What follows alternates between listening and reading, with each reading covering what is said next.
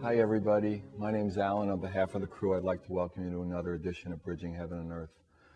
You know, so often we've all come together. I mean, we know it because, we literally get calls and emails from all over the world now. And the hunger that is manifesting, the hunger that is just rising up in people's hearts to know love is so strong now in the midst of so much turmoil, so much, in a sense, confusion. That, for us here at Bridging, when we do the shows, it's just so inspiring to hear the desire, to feel the love rising up. It's just such a powerful time. We all can feel the change from separation into oneness, the change from fear into love. We can feel the new paradigms forming as the others, the older ones, the ones of separation, the ones of division, the ones of competition, lose their appeal because they're so lacking in the heart. They're so lacking in the truth of our connection to each other. I mean, in this time of wars and bombings and suicide bombings and terrorism and the emotional damage we do to each other by all the institutionalized divisions, the institutionalized separations between you and me, and we and them.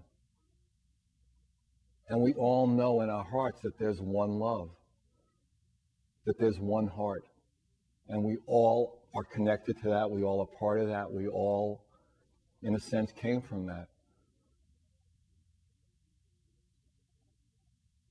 And we all know that now is the time that we have to, in a way, rise up in that experience and not settle anymore for that which is less than that. And we've been saying, on the shows recently, that whatever you think you are, you're more. And that's, just the power of the human heart is so strong. And the power of our connected love, our collaborative manifestation, our collaborative actions can be such, in a sense, a savior for the planet, a savior, in a sense, for the universe. And we know we want it. We know we have to have it. And yet it seems like there are barriers and difficulties. But they're coming down. Love is rising. The heart is rising. Because it has to. I mean, the stupidity of all the negativity, the stupidity of all the fear in this literal Garden of Eden, this incredibly beautiful planet Earth, that because of that disharmony, because of that misunderstanding, we don't respect and respond to in that loving way, as we don't to ourselves and each other. But those days are coming to an end, and coming to an end sooner than we think.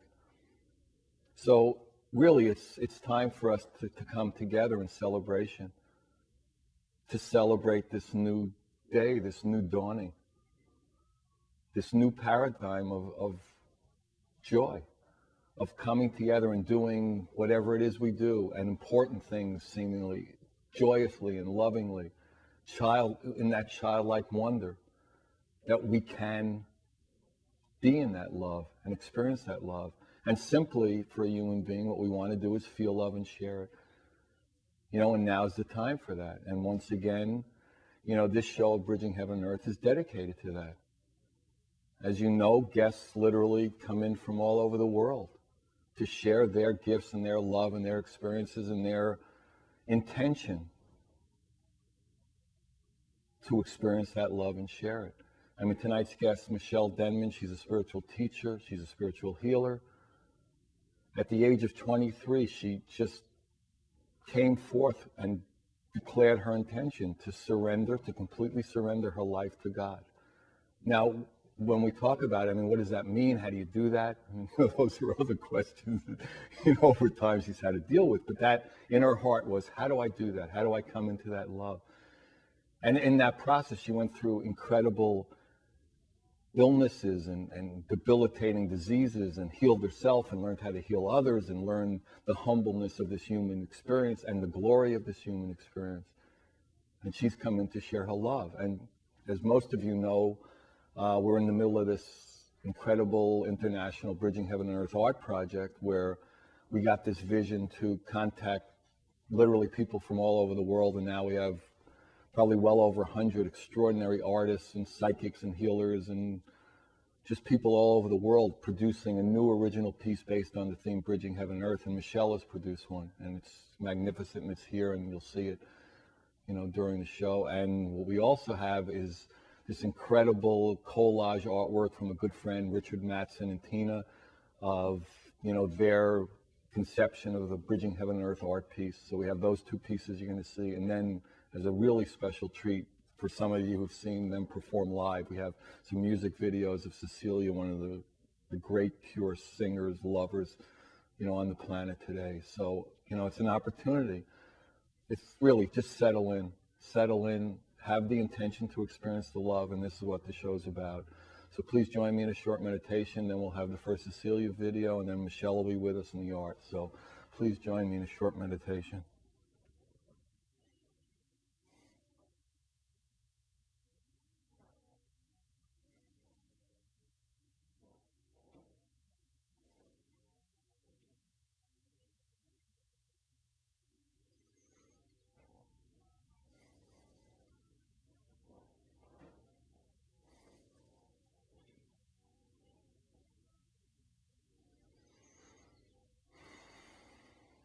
Okay, thank you. So the first video, as I said, Cecilia is just internally and externally just this beautiful being, and it's Amazing Grace. So Amazing Grace by Cecilia.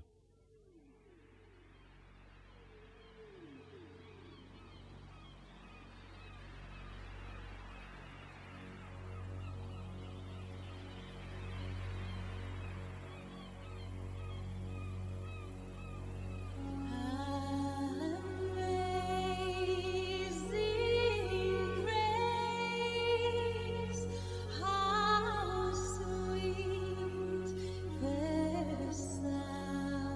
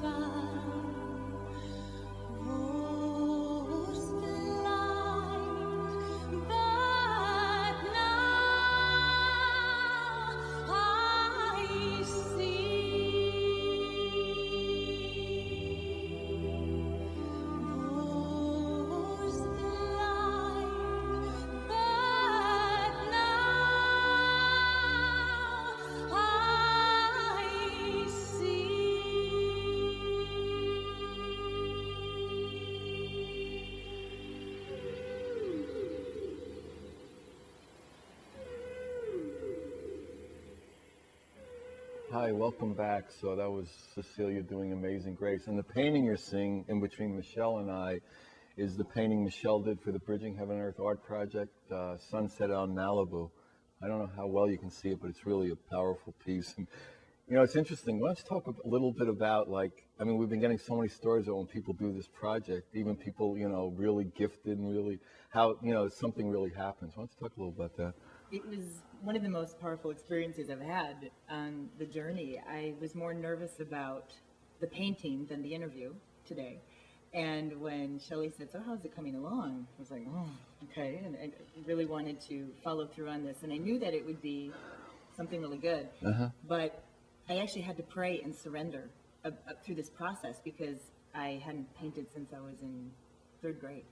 And so, you know, the big thing was just the empty slate, the empty canvas. And it was a very nerve-wracking experience for me. I just stared at that empty canvas and I thought, I don't even know where to start. I don't even know where to begin. So it's just a actual practicing and applying what I teach and what I preach and to other people. And I'm always telling people, go do art, do music, things like that. So here I was having to live the truth I share. I had to actually experience it. And at the opening, I talked a little bit about, like, at 23, what makes somebody at 23 when, you know, they should be in this age, you know, finishing school, looking for a career, looking for a soulmate, a lover, and you decided, I'm dedicating. What was that? How did that transpire for you? Well, it happened quickly because I did go to college. I graduated from college when I was 21 years old, and I was on that very strong kind of personal growth, Anthony Robbins kind of quest. And so I got a job right out of college making $55,000 a year, which is a lot when you're 21 years old. So I, for 1 year, did the corporate pharmaceutical world of Johnson & Johnson, and I experienced all this success and made a ton of money and was completely miserable and unhappy. And I was staying in the Four Seasons hotels and I was being flown here, flown there. And out of having all of those things in the external and what my life looked like, what would be the class act out of college and making that money, that actually accelerated the process to go deeper and to go, this can't just be it, because the more money I'm making, the more unhappy I am. And I was also engaged to be married, and so I had things at a really young age to learn quickly. So after 1 year of making a lot of money and living in a high rise on the 20th floor in downtown Chicago and just looking out the window going, I'm so empty, it started a process of journaling. And just through writing, I started to... And you did have, like, what people call a religious background. You brought up, and so you had attended church, and somewhere along the line that wasn't fulfilling that seeming emptiness within you. Right, and it was always self-directed because my mom didn't put me in church, my family didn't. It was like when I was 12 years old, I said, I'm going to go get baptized, and I got baptized. And it was a very much self-directed path always, but would always feel empty, and that there's something missing here. There wasn't a connection. Something was wrong, and I would feel this sense of this infinite God, but it didn't connect with what was happening in the service and with memorizing Bible passages. So I would sit in these youth groups and things like that and get more and more sad and actually almost a depression around, this can't be the God that I sense. And it wasn't, it wasn't showing up in the church. And so I just started talking to God through writing, and I just came up with insights as I would write, and then I would walk, and I would write and I'd walk. And one day I just said, that's it, God, I'm going to give you my life. Just use my life. This can't be just to make money and have boyfriends, things you would do at 22. And this incredible process began that was undeniable. It was pretty powerful and scary. And I began to have visitations from angels in my apartment. And how soon after you had declared this intention? Was it that night, a week later, a month later? Within a day. Within a day, wow. Within a day. It started with that's fantastic. And again, I didn't know what meditation was. I didn't know what psychic was. I didn't know what channeling was. I was sitting on my couch, and this energy, which I didn't even know was energy, came and just knocked me over, and I was flown back. And was very scared, but knew it was God. I knew it was benevolent. And then I began to... But it was unknown to you. Unknown. And so that part of it was slightly frightening, even though something in you knew. So it was like a conflict of fear and exactly benevolence and overwhelming love. Overwhelming love. So you were like almost torn. Wow, interesting. Go ahead. I was very torn, and I would just start to feel this guidance come, not again knowing what intuition was, but it would be like, go to Blockbuster right now. I'd get this sense. I went to Blockbuster, and so I'm still talking to God, going, what's happening? And I'm walking through Blockbuster, and this video, historic Jesus, falls off the shelf and lands at my feet. And I'm like, and I knew, wow, there's something up here with this connection with Christ. I knew that it was important, and I felt I'm being called to something. I'm still not knowing what it was, but I knew it was to help people. And so the visions increased, and it got stronger as the days and the weeks went on, to the point of where I did sleep with the lights on, because I was actually afraid, and yet knowing it was divine. But the presences became stronger, and even began to hear and sense things. And so I just began praying, God, please show me what this is about, what's happening to me. And I went to my first metaphysical bookstore. There happened to be one in Milwaukee, Wisconsin. And I'm in this bookstore, and again, I'm in this prayerful kind of state, and someone came up to me and said, are you Michele Denman? Wow. Yes. I'm not a well-known 22-year-old at the time. No, not known at all. Right. And this is still hard to believe. But she says, I work with a medium, and this medium channeled your name.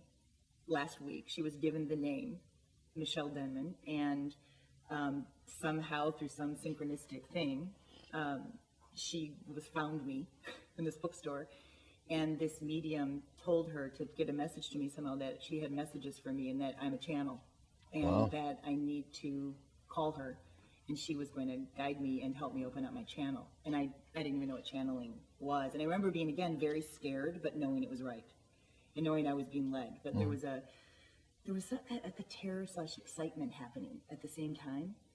And I went and I called her, and I was very nervous, and I got on the phone with her, and she proceeded to tell me things that she couldn't have known under normal conditions, what people would call normal conditions. And she spoke in many different languages, but in English, she said to me, you've been called to be a world teacher, and you're here to serve humanity.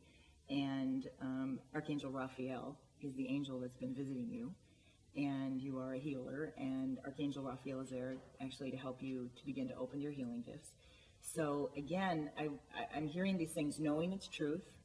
And she said a lot, and I hung up the phone going, I'm never going to call her again. I was like, this is just too weird. I'm never going to pick up the phone again. And I found myself calling the next day, and then the next day, and the next day, and proceeded to spend 5 years learning from her. Wow. And she taught me how to channel, and it was a lot of our time was on the phone and then sometimes in person. But she taught me how to connect and how to open up to the angelic realms and frequencies and energy, and it was a very long, arduous journey. How do you mean? Because once the process started and I began with her, then I went into what she termed the dark night of the soul. And it got very dark, very dismal. I was a very happy person, always really joyful and positive, and I went into severe illnesses, depression, knowing that, again, I was being guided by a benevolent force, and knowing it was a process I had to go through. But not that sure all the time. Right. And I knew that nothing was going to stop it. I knew I couldn't get out. And she explained to me, you're being taught compassion. And I did have judgment of people in depression before I experienced depression. I thought, well, what's wrong with them? Why don't they just get out of bed and go get a job? And yip it up. I had that kind of attitude of, you can conquer anything kind of attitude, and always really positive. And so when I experienced depression and illnesses, I found that the depression didn't just go away through a thought, and illnesses didn't just magically disappear. And I had a belief that things could just be gone if you change your thoughts. These thoughts didn't change what I was in. And I proceeded to read a lot of powerful books by Stanislav Grof about the holotropic mind and different things about different shamanic states. And these books described what was happening almost to a T. Exactly what I was going through were in these books that she, again, recommended that I read, and a lot of books on spiritual emergency. Emergence or emergency? Both. Well, he explains the difference. See, spiritual emergence, as you know, would be a gentle, loving process that would be easy to adapt to. A spiritual emergency would be more of a crisis where it's not. It's more traumatic to go through it. Yeah. And when I read the comparison, I saw I was in a spiritual emergency. And Lucky you. yes. Yeah, right. And it was opening me to compassion. And I began to see physical, mental, and spiritual debilitation on this planet in a completely different way by directly experiencing it. So as this process went on for 5 years, after that, people started to come and I started to do channeled sessions. I could completely relate to where they were at because I'd been there. I know that frequency. It was a frequency. I'm like, I've been in that frequency. I know the frequency. I know how dark it can be. And what I've found in the course of my life on this planet is it continues to be that I have to learn everything I teach. For some reason, I probably set it up this way before I came here, but if I have any judgment about something on this earth, I end up going through it real quick, especially lately. You know, if I think something, I'll often be in that experience within 24 hours if I have a judgment about it. So So it's a process of you coming into some neutrality and seeing like the whole picture, which makes everything more neutral that way. very neutral and very specific, because if I all of a sudden I'll experience something for a whole week, that next week every client that's on my calendar is going through exactly what I just went through that week, and so I can go, oh, I just went through it, and this is how I got through it, and this is what I did with God to get out of that, or and it continues to be like that. So I have that direct experience when I'm with them. I've just been in that energy. And so, and I often am aligned with what's going on planetary. And my life is usually in direct proportion to what's happening to kind of the general spiritual population. I wouldn't say the majority, but there will always be a parallel. So when I send my emails out to my clients, they'll say, I feel like you wrote that for me. You know, you're saying exactly what I'm going through. I think it's a harder way to journey. And so I have been actually shifting to more of the joy. And the art is actually helping me to not always have to suffer to do the work I do, but to be more in my own state of joy and creativity. So balancing that. But I believe I have a contract that I came onto this planet with that I don't think I can get out of. I've pleaded with God a couple of times, and whenever I've tried to get off of the healing path or tried to do something else, I'm pulled right back. I believe some people come to the earth and you're pretty much, you came here to do this, and this is what you're here to do. I find that if I don't stay aligned with the purpose, I don't feel joy. And the minute I'm back in alignment with service, everything's back together again. So service seems to be the call. And again, I made that commitment just intuitively knowing I was giving my life up to something that, you know, was beyond me. And it doesn't exempt me from my own personal lessons and my own personal human journey, though. That's what I always explain to the clients I work with, that although I'm a medium and I'm getting these insights, I'm still going through it with you. I'm not up higher vibrating beyond where you are, or if I go into a session, I'm actually brought up to a higher sense of wisdom and knowledge for that person, but I'm brought right back down after the session, back to, you know, the mainstay kind of. So I think that's kept me out of ego. I think that ego can be a big temptation, especially when you start getting information and you're connecting with the divine. I think there's a temptation to go into the ego and to start thinking you're it. Like, oh, look at how, you know, great I am, and this is me. And I always am brought back to, this is not me. This is usually would call God or the infinite. I like to think of it as infinite intelligence. So, I mean, what do you think was Jesus' experience when he said the Father and I, or the Goddess and I are one? What was that in your, experience? That this is the way I perceive it, is that absolutely God, it's the God within. And that is my intent when I'm working with people in sessions. It's not to give them answers outside themselves, although I can give them information, is to help them reconnect with that God source, that blueprint that's inside of them. I believe that we truly are one with God. And it's tricky when we start to say we are God, and yet I do believe we are. But I'm real careful with that, because I see the temptation on this planet to go into ego about that. Oh, I'm God. Well, yes, we are God. And I do believe there is this infinite source, so that we're extensions of. But that infinite is us. So I believe that's what Christ was speaking of, is that we are God. but I've just been, I work with a lot of different individuals around the world. And one of the themes seems to be in spiritual communities right now is looking at the shadow side of self, which we call the ego. And I believe that, especially as light workers, we have a responsibility to examine our shadow. And a lot of people don't want to go into that shadow side. It's like we're going to stay all, love and light. But I believe we have to also bring consciousness and light to the shadow. Once you expose it, it's light. It becomes light. Mm-hmm. So what I found through this journey is when I went into darker corridors, the minute I brought awareness, which I believe light is, once that awareness was put on that, it was brought up to light.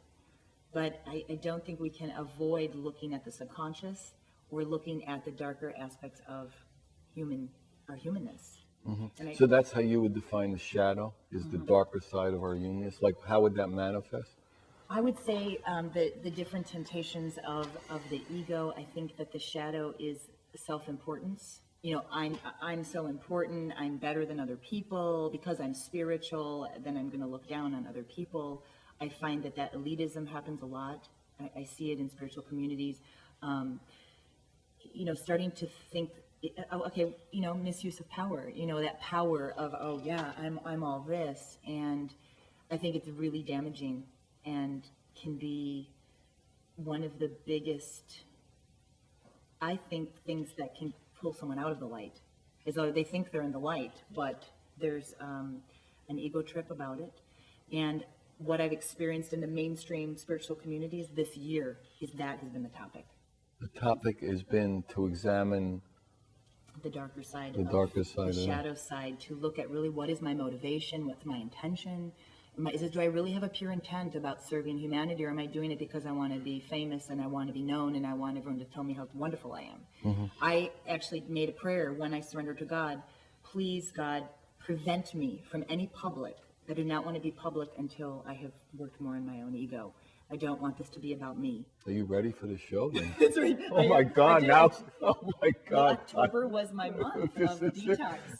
So I see. I mean, I went through. And this is November, so we have a clean month. I'm not kidding. I believe part of the preparation was to be on the show, and I went through a lot in October, and I had to sit and literally examine my, and see the ego aspects. Yeah, because we have an ego meter actually. That's right. So we'll see if it's. Oh my God. She's pure. She right on the scale of the heart. So as you were talking about the heart, we come back to the heart, and then there's the simplicity, and then we bring it back to the heart and the love. But I do believe that we have all these aspects that we have to integrate and bring them to the heart. And I've learned a lot about myself in the last month, because I've been working with individuals for 10 years, and that's a real great way to avoid yourself. Mm-hmm, mm-hmm. I didn't have to deal with me. I had just was of service and channeling information. But I had to make a decision to actually go to this next level, which was to do more personal self-examination. And because being psychic or being a channel doesn't mean being spiritual. Right. There's a difference. Right. It's a gift. Yes. It's like being tall, kind of, in some ways. Yeah. Right. Actually, maybe what we'll do is talk about simplicity, because, ultimately, we want to keep it simple, stupid, because if it gets too, you can try too hard when it's easy sometimes. Absolutely. So, and maybe we'll do the second video, which is Cecilia doing tribute.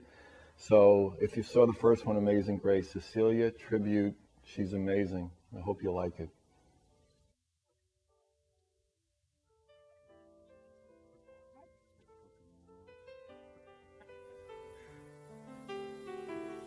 This is a tribute to those who try, who settle the children in the night when they cry.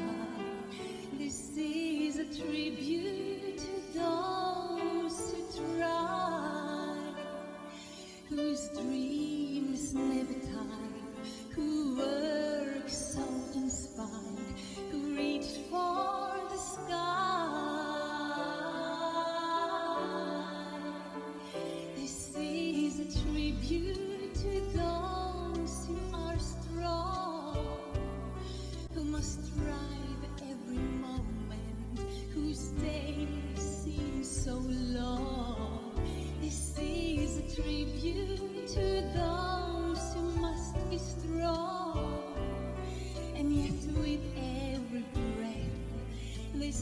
pray for more strength to help them carry on. Yes, they go on and on and on, even when all hope seems gone. Yes, they go on and on and on and on, looking forward toward the sun.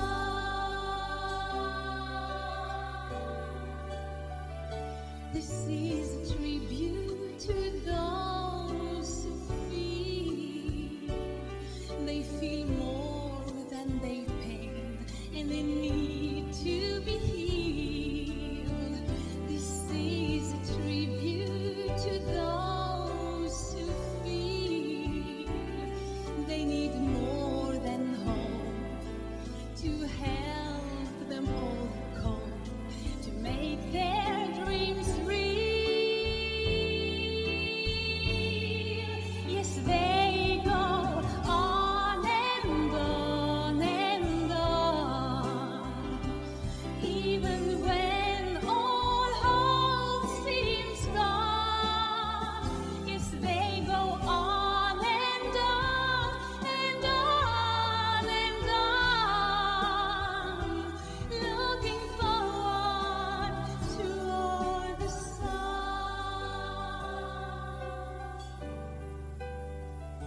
This is a tribute to those who dare.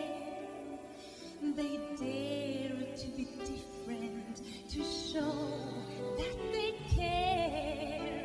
This is a tribute to those who dare. Their work never ends, their love never bends. We thank God they're there. Yes, they go on and on and on, even when all hope seems gone. Yes, they go on and on and on and on, looking forward toward the sun. Yes, they go on and on and on and on, looking forward toward the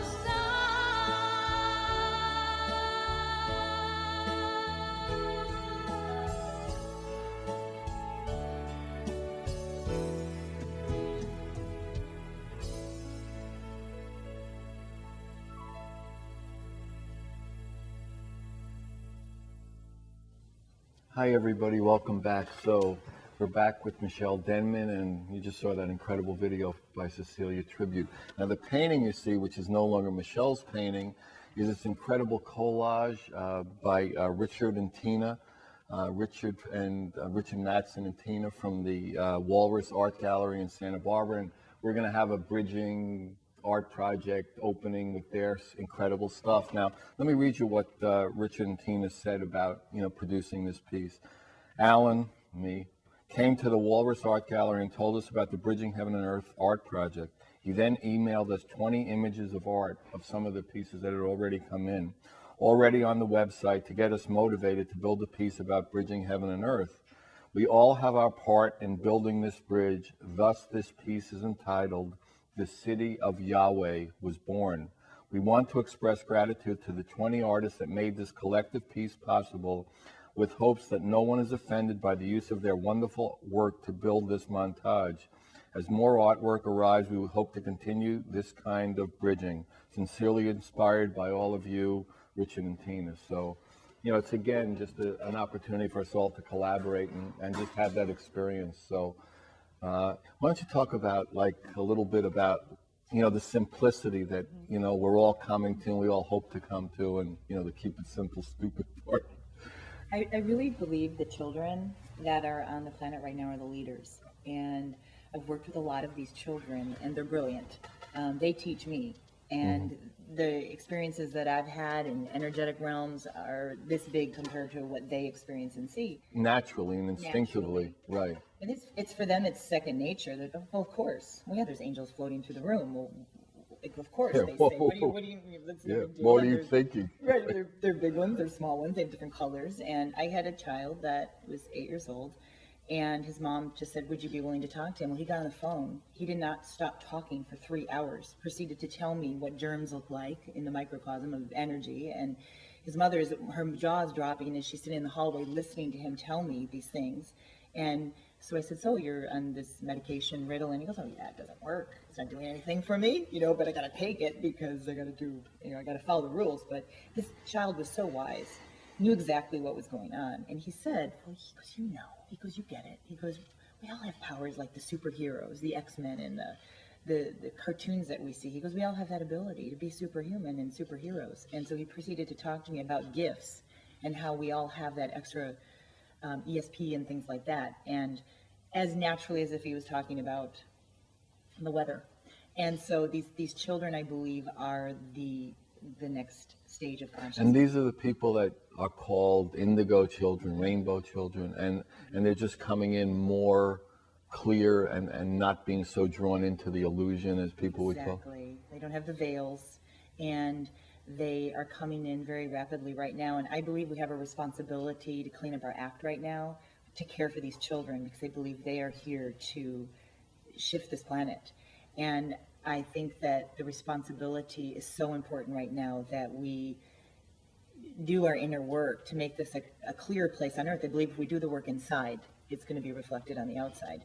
And I have been given opportunities to actually leave the planet, where I had a conscious, meeting with, God, and I said I will stay for the children. And that was really why I chose to stay. I was actually given the option to leave in the last couple of years, because it's not easy being sensitive and empathic, and I feel so much, and sometimes it's not easy being a channel. People don't know what goes along with that.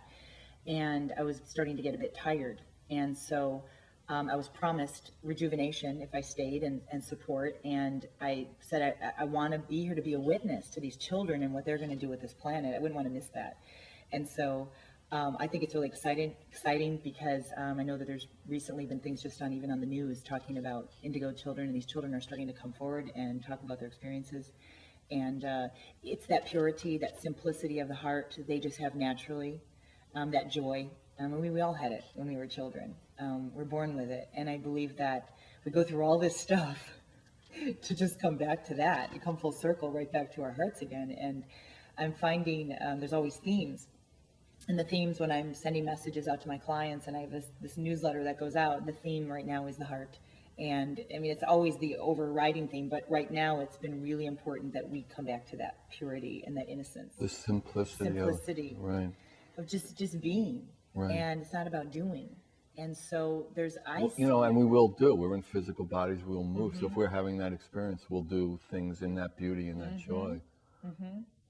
What I'm sensing, what's happening right now, with which I feel that with Bridging Heaven and Earth, what you guys are doing is you're already in the new paradigm, and you're already there, kind of opening up a portal for other people to come to this.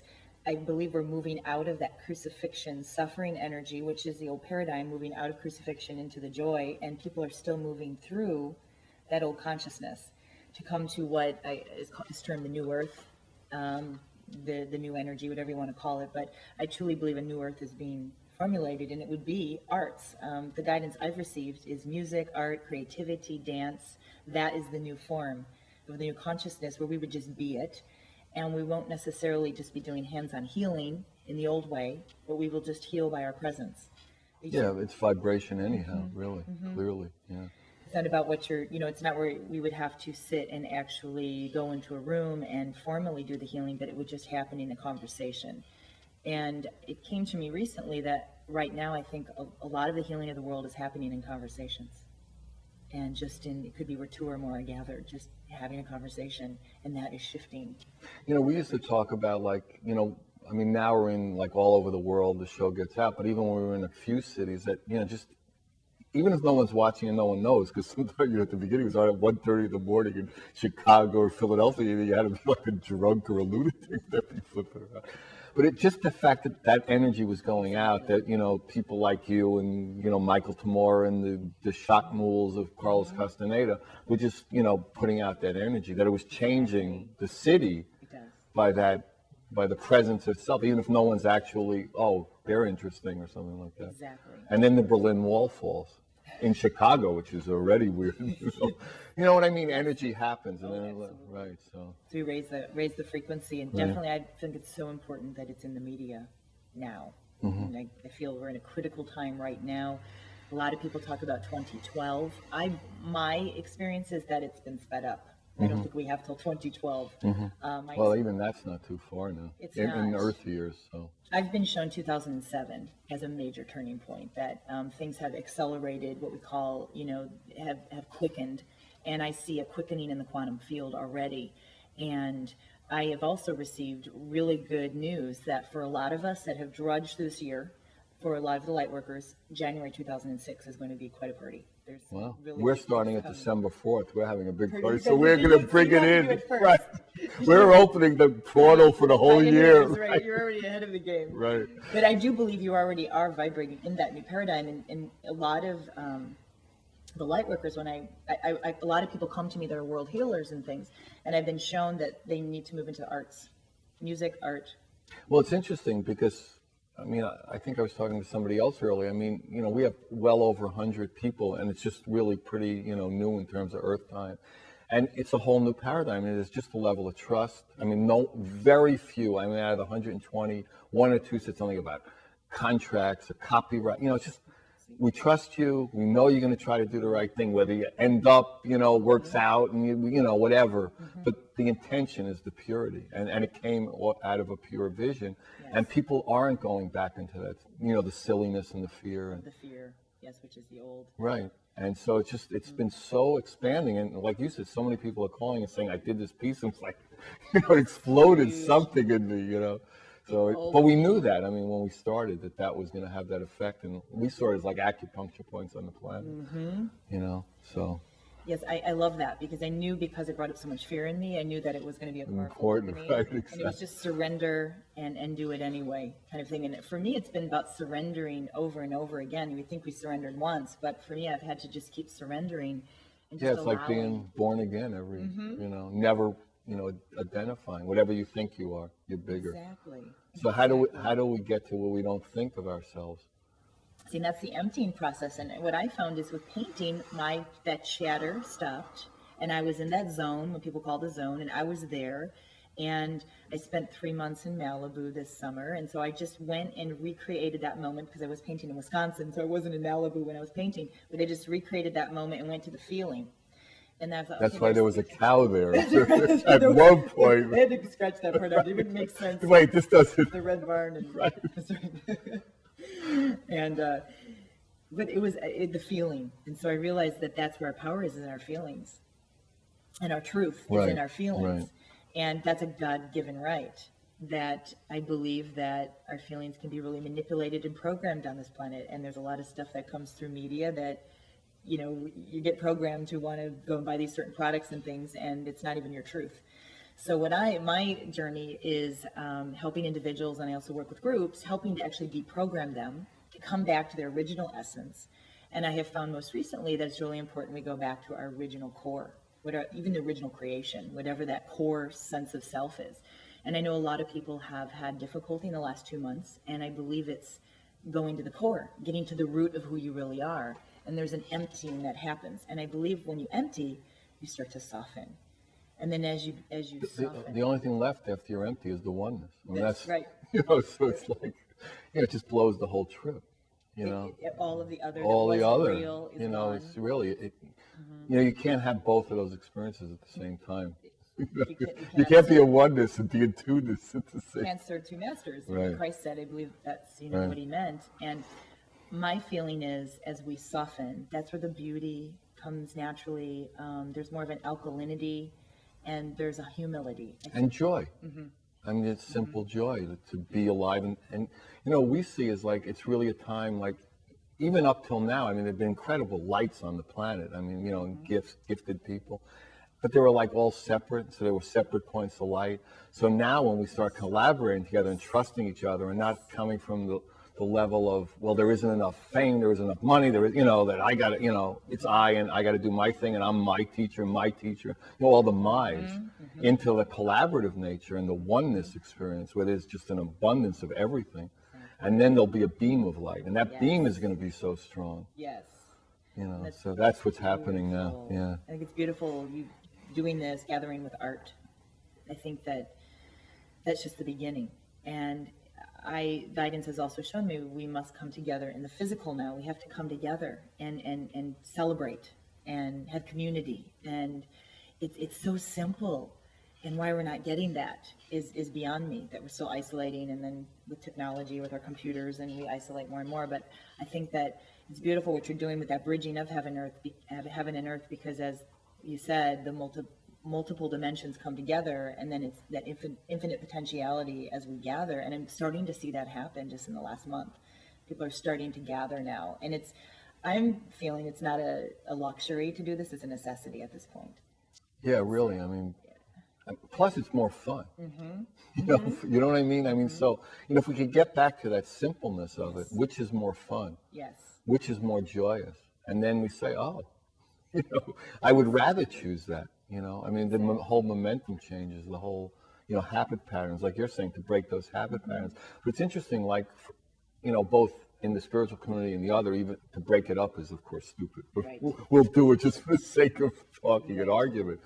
But I mean, it's just time for like all those separations to just, leave, and Exactly. That's exactly right. That's exactly right. I believe, a lot of the people that are, quote, conscious, that came in here consciously knowing what the game is here, so I'm speaking of spiritual communities because there's a consciousness around that.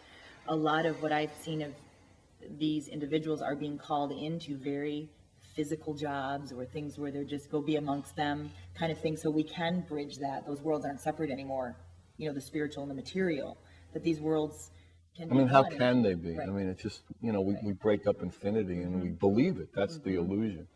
Exactly. And that I believe it's not about rejecting materialism, but transcending it. There's not the attachments to it, but there's nothing wrong with abundance and having. How could it be otherwise? Yeah. Right. I mean, the whole thing with the gruel bowl and, the cross, I mean, it's like, excuse me, why? Why does it have to be that way? Yes. Yes. I think we're in for a big ride. I think it's going to be really powerful. And because I'm in tune and like a moment to moment basis, I'll see a cataclysm coming, and then I see that it changes. We've shifted. It's shifted. There's this potential earthquake next week, and it's shifted. So as our consciousness is expanding, I think we're getting past those potential doom and gloom. Everyone's saying the world's. But I mean, the truth is, I mean, at this particular time in history, I mean, it seems like there's a natural disaster, like every 16 minutes. Yes. So I mean, there is a lot of like Yes. releasing and healing, Yes. internally, just the explosions you're thinking about, individually are happening on a global and collective scale, on an earth scale. Exactly. I think there's a gift that it's happening in these spurts, and not this massive, that we're in a very heavily populated area. I think that there has been a benevolence. I do believe we're under the grace of God. And I Right. But it's believe all driving us into living in the moment, to It be is. flexible, to know that we don't know the next moment. Exactly. And that's where surrender, I have found, Right. just in my journey this year, just more and more surrender to just being in the now and trusting and listening and to what some would call the feminine, or, the intuitive feminine, the divine feminine, which I also believe is opening up to the heart at this time on the earth. And it's exciting because I believe that we're going in places that we can't even comprehend. I believe that there's this new creation. And we don't need to comprehend it. Right. You know, Nobody you just- wants to. Right. I mean, that, to take the mind and it can't deal with something that's bigger than it. So at some point we realize, like, this is a tool I don't really need in certain areas, Exactly. Exactly. And that's what, all the, spiritual, traditions and techniques and meditations are somehow to, to have the experience of, Yes. that there's a place, in a sense, beyond mind, where mind, and in that, something's different. Yes. Yeah, the identity's bigger. Yes, or infinite or something. the fancy term non-duality, Right. of coming out of a non-dual nature. And what it was helped me with that is I've shifted out of non-dual realities. It's just going, okay, this isn't real. You have to keep kind of deprogramming. This isn't real. This isn't real. As you become more of your infinite, your true self. Any attachment or appearance of a reality, if it's not love, it isn't real. So, I mean, ultimately, it isn't real. It may feel real when you're in it, but I've learned that there's a lot of illusion. And so, with surrender and being willing to just ask for, that's been my simple prayer, is just, God, show me what's real. And that weeded out a lot of stuff. A lot of, things will just change immediately with that kind of a prayer. And I surrender the illusions and show me what's real. Your physical life can have an immediate difference within hours, and things start to change, with an inner choice such as that. And I do believe that we're in an inner choice right now of choosing heart, and I believe it has to be done And consciously. do you see that, people, I mean, you see like, people every day from all over the world, or Yes. calling and stuff, and like I said at the opening, that we see it so much, that hunger is really just, Oh, it's escalated. it's escalated It's tremendous. stronger now than it's ever been. In the last, I'd say, 2 months, it has escalated to the point of where I can't keep up with the amount of people that are coming. Wow. I have a waiting list at this point, because there's just so many people that have come that I physically can't manage that many people in a short period of time, so I've had to extend it, which I don't like to do, because a lot of people have been in crisis. And it's interesting because we've been having the same experiences, that we could literally, if we had our own studio and everything was set up, and, the crew, and, the crew could be paid and all that, I mean, instead of volunteering, we could have a show every day with the most incredible, people from the age of 5 to 500 almost, who were writing books and having experiences of that love, and just on fire, passionate about it. So, okay, in 10 or 15 seconds, what would you tell the whole world who's listening? To just surrender. It's all about surrendering right now, I believe, because there is an infinite that knows, and this mind that thinks it knows, I believe that's the trap, and that's where we get caught in illusions. And if you're not happy right now, if you're not in joy or bliss or in happiness, then you're in a reality that isn't real. And so, God, show me what's real. And to do that, there does need to be a surrender. And in my experience, it's been being willing to let go of everything. Okay, so that's it. If you want any information, Michele, anything else, 805-687-2053. We love you. Good night. God bless you.